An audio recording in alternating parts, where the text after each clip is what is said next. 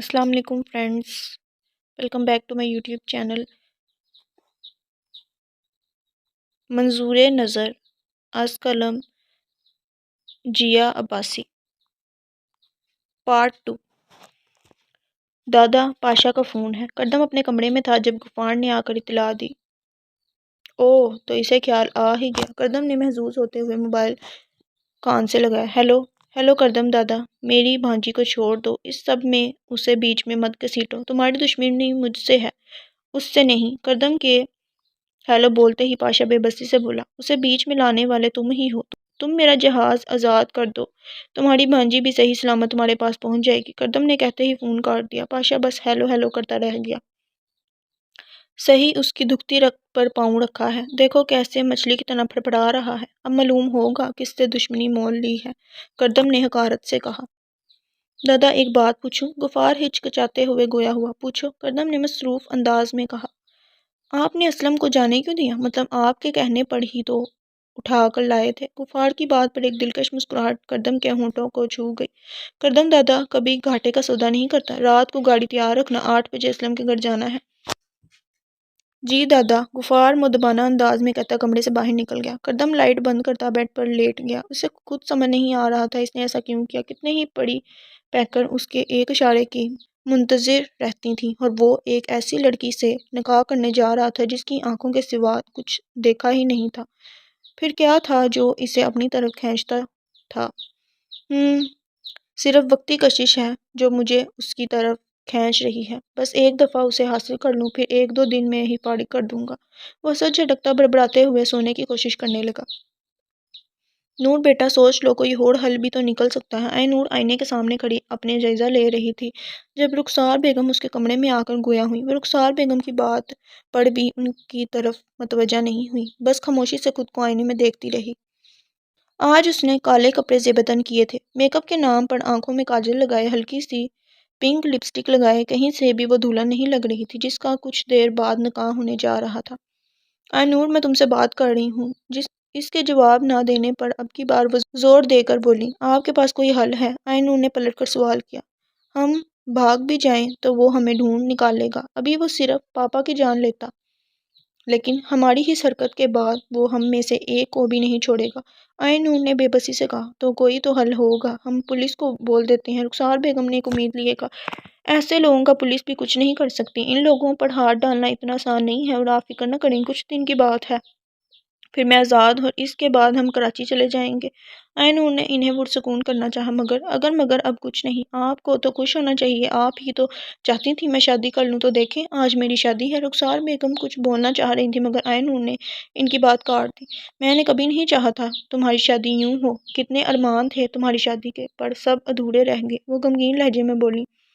آپ تو یوں پریشان ہو رہی ہیں جیسے میں سچ میں رخصت ہو رہی ہوں، کہا نا صرف کچھ دن، پھر وہ مجھے طلاق دے دے گا، اور اس کے بعد کون ایک طلاق یافتہ سے شادی کرے گا؟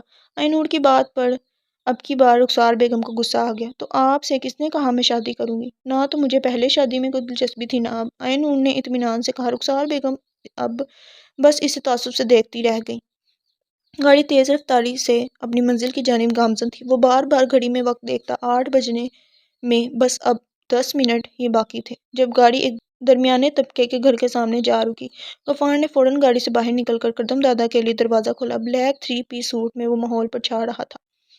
وہیں اندر کمرے میں بیٹھی نور تک گاڑی کے رکنے کی آواز بآسانی پہنچ گئی تھی، اور وہیں اس کے دل کی دھڑکنیں بے ترتیب ہوئی تھیں ایک انجانے خوف کے تحت۔ رخسار بیگم نے بھی گاڑی کی آواز سن کر دروازے کی طرف دوڑ لگا دی۔ دروازہ کھلا اور ایک خوش شکل مرد اندر داخل ہوا۔ غفار نے بھی اس کی تقلید کی۔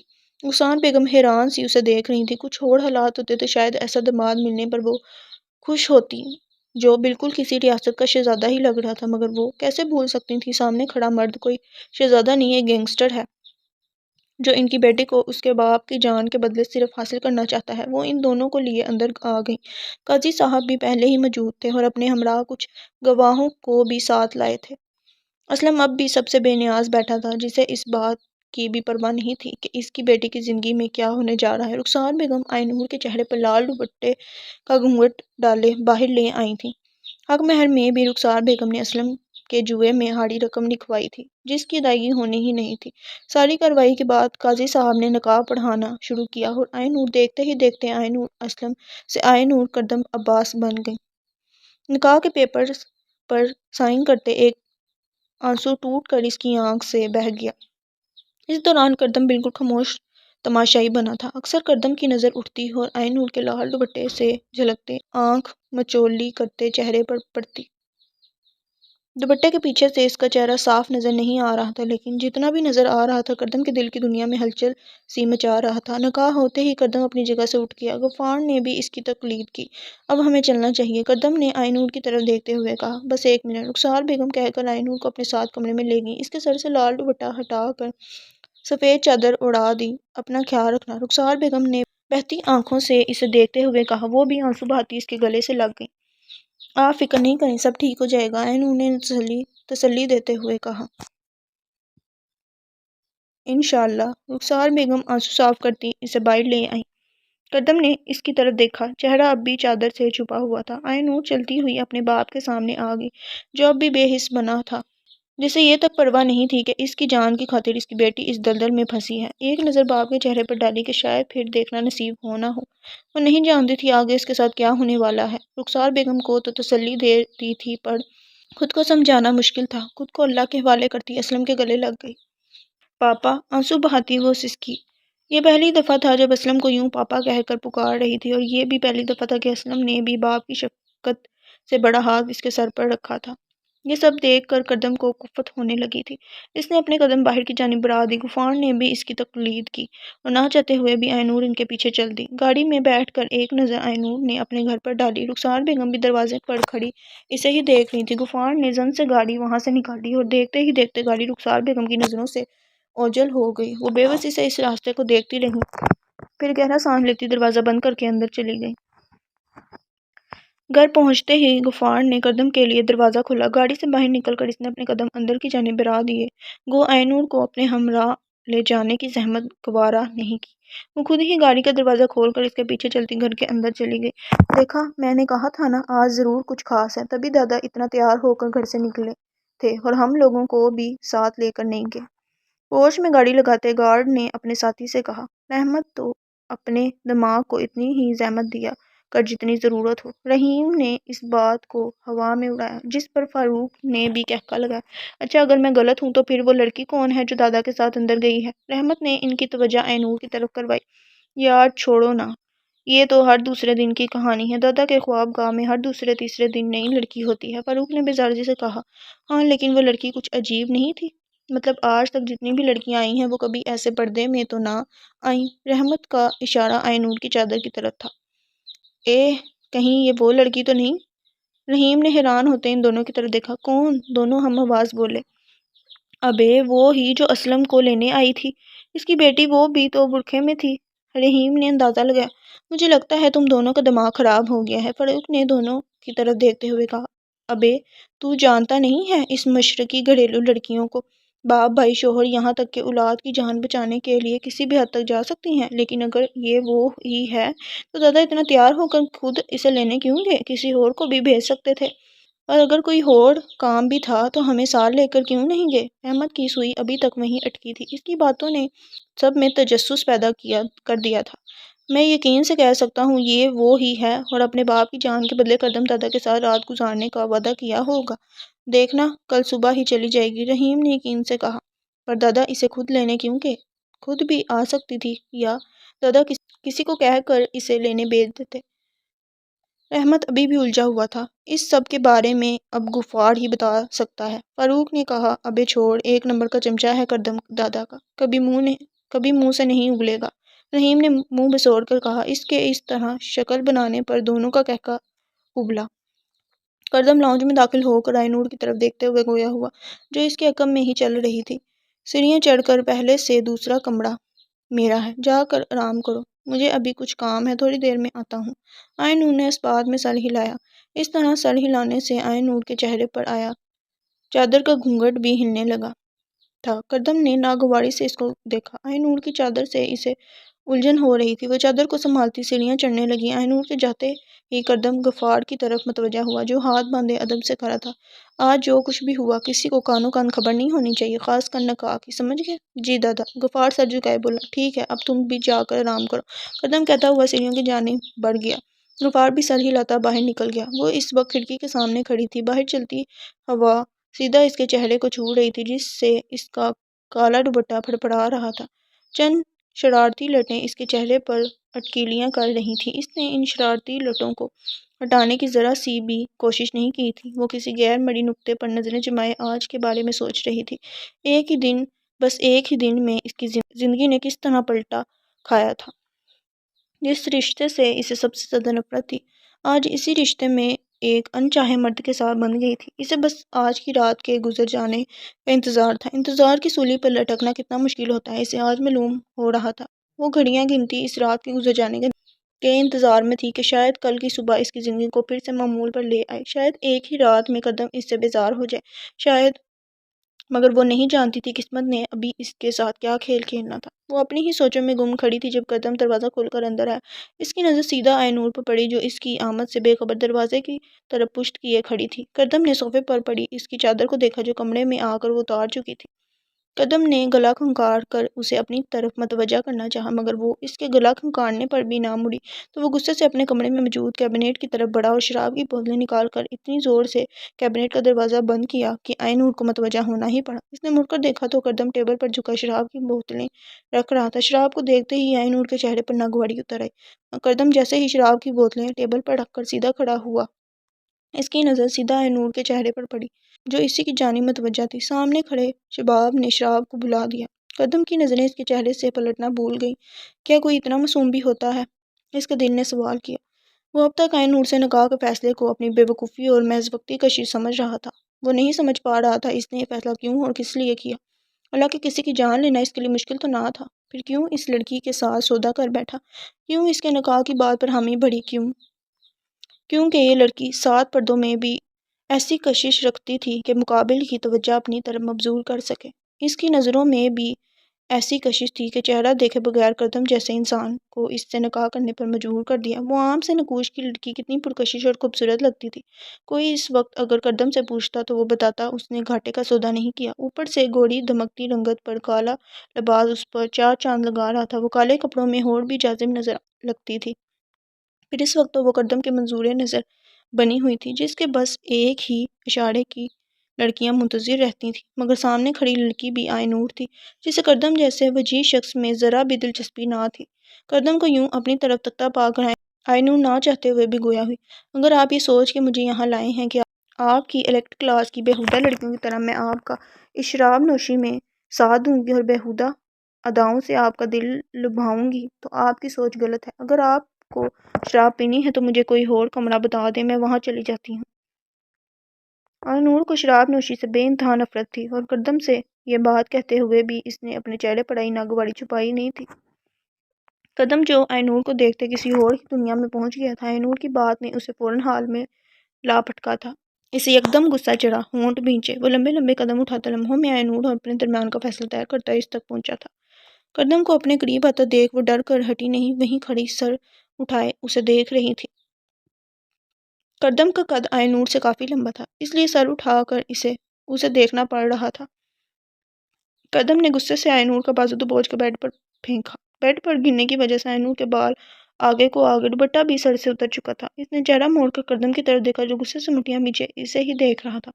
قدم نے آگے بڑھ کر ایک بار پھر اس کا بازو دبوچا۔ میں نے کہا تھا نا، اپنی حد نہیں بھولنا، تم میری بیوی بن کر یہاں نہیں آئی ہو، اپنی زبان کو لگام دو، آئندہ میرے سامنے نہ چلے۔ قدم اس کی آنکھوں میں جھانکتا ہوا بولا۔ آئینور کی آنکھوں میں خوف نہیں تھا، بے بسی تھی۔ وہ چاہتے ہوئے بھی کچھ کر نہیں سکتی تھی، بے بسی کے مارے آنکھیں نم ہو رہی تھیں۔ لڑکی ہونے کے باوجود اس کو رونے سے سخت چڑ تھی، مگر چاہتے ہوئے بھی وہ آنکھوں میں اترتی نمی کو روک نہیں پا رہی تھی، اس لیے بار بار پلکیں جھپکا کر چھپانے کی کوشش کر رہی تھی۔ آنکھوں میں آئی نمی کی وجہ سے گہری بوڑھی آنکھیں کانچ کی طرح چمکنے لگیں۔ اس کی آنکھوں میں آئی نمی قدم سے چھپی نہیں تھی۔ وہ اس کا بازو چھوڑتا پیچھے ہوا۔ سو جاؤ، سخت لہجے میں کہتا وہ ڈریسنگ روم میں چلا گیا۔ آئینور خاموشی سے اس کی پشت کو بس گھورتی رہ گئی۔ قدم ڈریسنگ روم سے باہر آیا تو آئینور وقتی واقعی اسے بیڈ پر سوتی ملی۔ وہ پورے دن کی تھکی ہاری تھی، اس لیے اسے ذرا وقت نہیں لگا نیند کے گوش میں اترنے کے لیے۔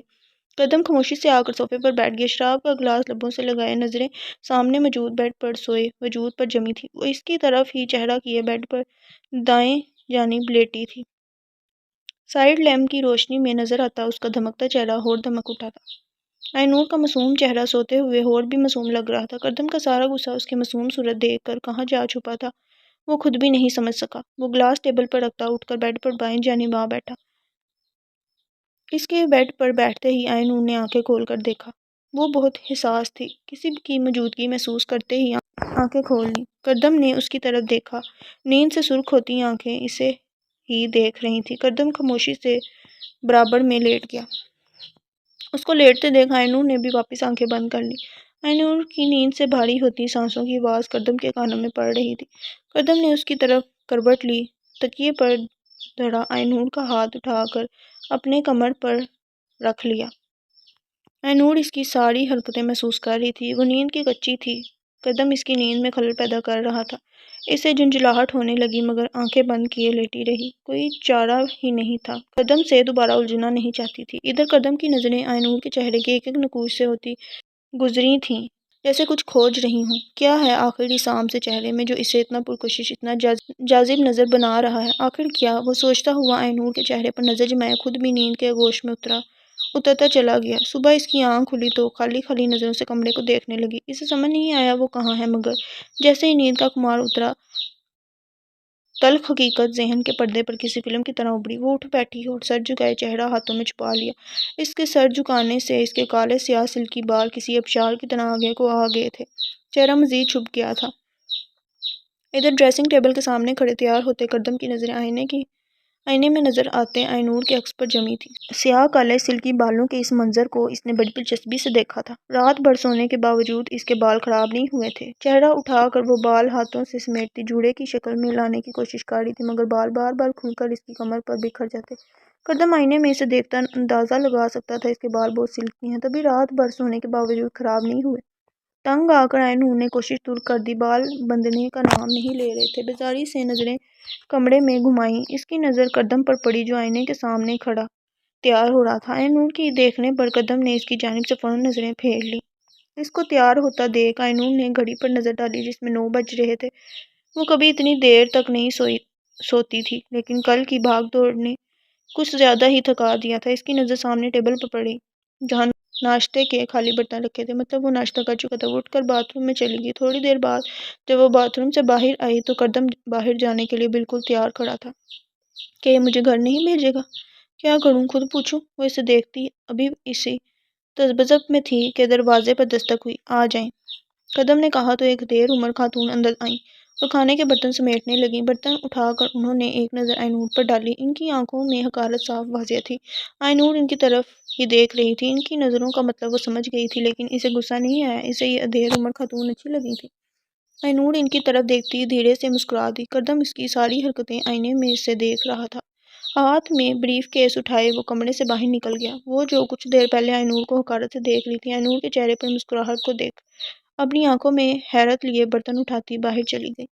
ان کے جاتے ہی آئینور نے ڈریسنگ ٹیبل کی طرف دیکھا۔ قدم وہاں تو کیا کمرے میں ہی موجود نہیں تھا۔ اس کی ساری توجہ ان خاتون کی طرف تھی، اس لیے قدم کو کمرے سے باہر نکلتے نہیں دیکھا۔ اف، وہ تو چلا گیا، اب میں یہاں اکیلی کیا کروں؟ آئینور منہ بسوڑتی بند دروازے کو دیکھنے لگی۔ قدم لاؤنج میں آیا تبھی اس کی نظر کمرے سے نکل کر برتن ہاتھ میں لیے کچن میں جاتی خاتون پر پڑی تو انہیں پکار بیٹھا، سیما خالہ۔ قدم چل کر ان کے پاس آیا۔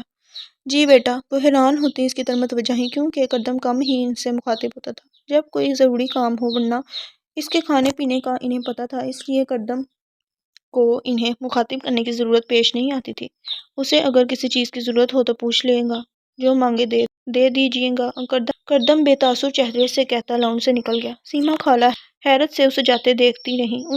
انہیں اپنے کانوں پر یقین نہیں آیا، یوں لگا شاید کچھ غلط سنا ہے۔ آج تک اس کی خوابگاہ میں جتنی لڑکیاں آئیں، ان سے اس کا تعلق بس رات گزارنے تک ہوتا۔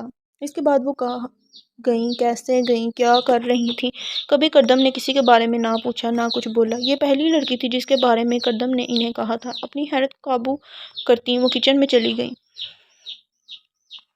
ainur کچن میں آئی تو سیما خالہ برتن دھو رہی تھی۔ اس نے ان کی توجہ اپنی طرف مرکوز کرنے کے لیے مسکراتے ہوئے سلام کیا۔ السلام علیکم۔ سیما خالہ جو برتن دھونے میں مصروف تھی اس آواز پر حیران ہوتے ہوئے پلٹی۔ وعلیکم السلام۔ بے تاثر چہرے سے سلام کا جواب دیتی وہ اب اسے کھوجتی نظروں سے دیکھ رہی تھی۔ کالا لباس زیب تن کیے وہ انتہا کی سادگی پسند معصوم سی لڑکی کہیں سے بھی بناوٹی نہیں لگ رہی تھی۔ یہ پہلی لڑکی تھی جو اتنے خلوص سے سلام کر رہی تھی، ورنہ یہاں آنے والی ایک رات کی لڑکیوں کی نہ تو ادائیں سنبھلتی تھیں نہ نخرے، کجا کے سیدھے منہ بات کرنا تو دور کی بات ہے۔ ainur اپنی گہری بھوری آنکھوں جن میں مسکراتے وقت شرارت سی ناچ رہی ہوتی تھی اور نرم و ملائم لبوں پہ مسکراہٹ سجائے انہیں دیکھ رہی تھی۔ سیما خالہ کی آنکھوں کی پل پل بدلتے تاثرات سے محظوظ ہو رہی تھی۔ اس کی مسکراہٹ مزید گہری ہوتی جا رہی تھی۔ کچھ چاہیے؟ سیما خالہ نے بے تاثر چہرے سے پوچھا۔ جی مجھے بھوک لگی ہے۔ ویسے مجھے کچھ بنانا تو نہیں آتا پر آپ میری مدد کر دیں گی تو میں بنا لوں گی۔ ainur نے شان سے اپنا پھوڑ پن بتایا۔ تم بیٹھو میں دیتی ہوں۔ وہ اس بات میں سر ہلاتی ڈائننگ ٹیبل کی کرسی پر بیٹھ گئی۔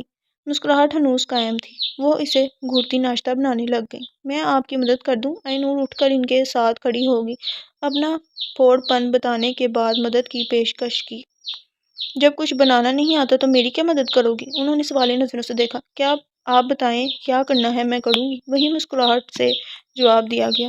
سیما خالہ اسے دیکھتی مسکرا دیں۔ ان کی مسکراہٹ دیکھ ainur کی مسکراہٹ بھی گہری ہوگی۔ لوگوں کا دل کیسے جیتنا ہے اسے اچھے سے آتا تھا، بس دو میٹھے بول۔ ان کے ساتھ کام میں ہاتھ بٹاتی وہ ناشتہ لیے ڈائننگ ٹیبل میں پر آ گئی۔ آپ بھی آئیں نا؟ ainur کرسی پر بیٹھتے ہوئے بولی۔ نہیں میں ناشتہ کر چکی ہوں۔ سیما خالہ ٹیبل پر ناشتے کے برتن رکھتی بولی۔ تو کیا ہوا میرے ساتھ بیٹھ ہی جائیں۔ ainur کے کہنے پر وہ اس کے ساتھ وہیں بیٹھ گئی۔ اب وہ اس کو کھاتے دیکھ کسی گہری سوچ میں گم تھی۔ سیما خالہ کی نظروں کو خود پر جمی دیکھ کر ainur گویا ہوئی۔ کیا ہوا ایسے کیا دیکھ رہی ہیں؟ لگتی تو اچھی بھلی گھرانے سے ہو، پھر ایسی بھی کیا بات ہوگی کہ تم… دانستہ طور پر سیما خالہ نے بات ادھوری چھوڑی۔ ainur ان کی بات کا مطلب سمجھ گئی کہ اسی لمحے اس کی آنکھوں میں شرارتی چمک ابھری۔ مسکراہٹ دبائے چہرے پر دنیا جہاں کی مظلومیت طاری کیے آنکھوں کے کنارے سے ناز نظر آتے آنسو کو صاف کرتی کل کی ساری روا دوا کسی فلسفانہ انداز میں سیما خالہ کی گوش گزار کرنے لگی۔ اور بس ایک بیٹی کیسے اپنے باپ کو مرتا دیکھ سکتی تھی؟ بس اس ہی لیے میں نے فیصلہ کیا اور اب آپ کے سامنے ہوں۔ ایک بار پھر نہ نظر آنے والے آنسو آنکھ کے کنارے سے صاف کیے۔ سیما خالہ اس کی بات سے باقی جذباتی ہوتی آنسو بہا رہی تھی۔ کتنی ہمت والی ہے تو میری بچی، اگر کوئی اور ہوتا تو ہمت ہار چکا ہوتا۔ یہ بڑے لوگ ایسے ہی دوسروں کی بے بسی کا فائدہ اٹھاتے ہیں۔ سیما خالہ آنسو صاف کرتی ہوئی بولی۔ مجھے لگا تھا یہ صبح ہی مجھے طلاق دے کر گھر بھیج دے گا، مگر… گہرا سانس لیا۔ شاید اپنے پاپا کے گناہوں کا کفارہ ادا کرنا بھی باقی ہے۔ اپنی اداکاری پر ainur ہنسی کو دباتی اداسی سے گویا ہوئی۔ تو فکر مت کر میری بچی، اللہ سب ٹھیک کرے گا۔ سیما خالہ نے تسلی دی۔ جی آپ ٹھیک کہتی ہیں، پر ابھی مجھے گھر جانا ہے۔ پتہ نہیں کتنے دن اور یہاں رکنا پڑے۔ سوچ رہی ہوں گھر سے کچھ ضروری سامان اور ایک دو جوڑے لے آؤں۔ ہاں ٹھیک ہے، قدم تو ویسے بھی شام میں ہی گھر آتا ہے، اس کے آنے سے پہلے ہو آؤ۔ سیما خالہ اس بات میں سر ہلاتی بولی۔ ٹھیک میں کمرے سے چادر لے آؤں؟ ainur کہتی کمرے کی جانب چل دی۔ دادا مال اڈے پر پہنچ چکا ہے۔ پاشا نے جہاز آزاد کر دیا۔ قدم گاڑی میں بیٹھا دروازے کے شیشے سے باہر گزرتے مقامات کو دیکھ رہا تھا جب غفار اس سے گویا ہوا۔ آزاد تو اسے کرنا ہی تھا، آخر اس کی دکھتی رکھ جو ہمارے ہاتھ میں تھی۔ قدم ہنکار بھرتے ہوئے بولا۔ اب اس لڑکی کا کیا کرنا ہے دادا؟ غفار نے پاشا کی بھانجی کی طرف اشارہ کیا۔ کرنا کیا ہے، ہم اپنے مہمان کی اچھے سے خاطر تواضع کرتے ہیں، اس کی بھی کریں گے، آخر پاشا کو بھی تو پتہ چلے ہم کتنے مہمان نواز ہیں۔ قدم نے معنی خیزی سے کہا۔ دادا پھر ابھی کہاں جانا ہے؟ غفار نے پوچھا۔ وہیں پرانے گودام کی طرف، قدم نے کہتے ہوئے نظریں پھر باہر گزرتے منظر کی جانب مبذول کر لی۔ ainur گھر آئی تو پورا گھر سائیں سائیں کر رہا تھا۔ توقع کے عین مطابق اسلم گھر پر موجود نہیں تھا، مگر حیرانی کی بات یہ تھی کہ رخسار بیگم بھی گھر پر موجود نہیں تھی۔ گھر خالی چھوڑ کر وہ کہاں چلی گئیں؟ وہ سوچ میں پڑ گئی کہ اچانک عقب سے رخسار بیگم کی حیرت میں ڈوبی آواز سنائی دی۔ ainur تم؟ ہاں میں۔ گھر کھلا چھوڑ کر آپ کہاں گئی تھیں؟ ainur نے بھونیں چکا کر پوچھا۔ وہ میں ذرا فرحانہ باجی کی بیٹی سے آئیبرو بنوانے کے لیے گئی تھی، رخسار بیگم کہتی ہوئی صوفے پر جا بیٹھی۔ کیا؟ گھر کھلا چھوڑ کر آپ آئیبرو بنوانے چلی گئیں؟ ainur رخسار بیگم کی طرف حیرت سے دیکھتے ہوئے بولی۔ ہاں تو اس گھر میں کچھ چرانے لائق ہے ہی کیا جو گھر کو تالا لگاتی؟ وہ منہ بسورتی گویا ہوئی۔ وہ تو ٹھیک ہے لیکن یہ آئی برو بنوانے کی کیا ضرورت تھی؟ آپ جانتی ہیں نا کبیرہ گناہ ہے آئی برو بنوانے والے پر اللہ کی لعنت ہوتی ہے۔ ہماری زندگی میں خوبصورتی سے زیادہ اللہ کی ناراضگی اہم ہونی چاہیے، مگر افسوس ہم لوگ اللہ کی ناراضگی سے زیادہ خوبصورتی کو فوقیت دیتے ہیں، جبکہ اللہ کی بنائی ہوئی چیز کو ہم سنوارتے نہیں بلکہ بگاڑتے ہیں۔ ایک بار بھویں بنوانے کے بعد ہمیں بار بار بنوانے کی ضرورت پڑتی ہے، جبکہ اللہ کی عطا کی ہوئی بھویں اگر ہم انہیں ہاتھ نہ لگائیں تو اپنی اصل صورت ساری زندگی نہیں کھوتی۔ کتنی بار سمجھایا ہے آپ کو؟ انہوں نے تعصب سے ان کو دیکھتے ہوئے کہا۔ وہ خود نہیں بنواتی تھی، در حقیقت اسے ضرورت بھی نہیں تھی۔ وہ رخسار بیگم کو بھی ہمیشہ سمجھایا کرتی تھی، لیکن وہ ہمیشہ اس کی بات کو یہ کہہ کر ٹال دیتی کہ اللہ معاف کرنے والا ہے۔ ابھی بھی وہ بیزاری سے اس کو دیکھ رہی تھی۔ تم واپس آ گئی ہو یا واپس جاؤ گی؟ اس کی بات کو نظر انداز کرتی انہوں نے بات بدلی۔ سامان لینے آئی ہوں، نہ جانے اور کتنے دن وہاں گزارنے پڑے۔ آئی نور ان کی بات بدلنے کو سمجھ گئی، اس لیے منہ بسور کر جواب دیا۔ اچھا مجھے تمہیں کچھ دینا تھا، رخسار بیگم صوفے سے اٹھتے ہوئے بولی۔ کیا؟ آئی نور نے بھویں اچکا کر پوچھا۔ ایک منٹ، رخسار بیگم کہتی ہوئی کمرے میں چلی گئی۔ تھوڑی دیر بعد ہاتھ میں ایک مخملی ڈبیاں لیے کمرے سے باہر آئیں۔ آئی نور نے سوالیہ نظروں سے ان کی طرف دیکھا۔ یہ پہن لوں؟ اب تمہاری شادی ہوگی اور ہمارے خاندان کی روایت ہے کہ شادی کے بعد سب لڑکیاں ناک میں لونگ پہنا کرتی ہیں۔ رخسار بیگم نے مخملی ڈبیاں اس کی طرف بڑھائیں جس میں ایک نازک سی ہیرے کی لونگ چمک رہی تھی۔ وہ بہت ہی نازک تھی، نہ ہونے کے برابر، مگر اس میں لگا ہیرا پوری آب و تاب سے چمکتا اپنی موجودگی کا احساس دلا رہا تھا۔ کیا؟ بالکل بھی نہیں، میں ہرگز یہ نہیں پہنوں گی۔ اور کون سی شادی؟ یہ کوئی شادی نہیں ہے، صرف کچھ دنوں کی بات ہے، اس کے بعد سب پہلے جیسا ہو جائے گا۔ نور کو رخسار بیگم کی بات پر ایک دم غصہ چڑھا۔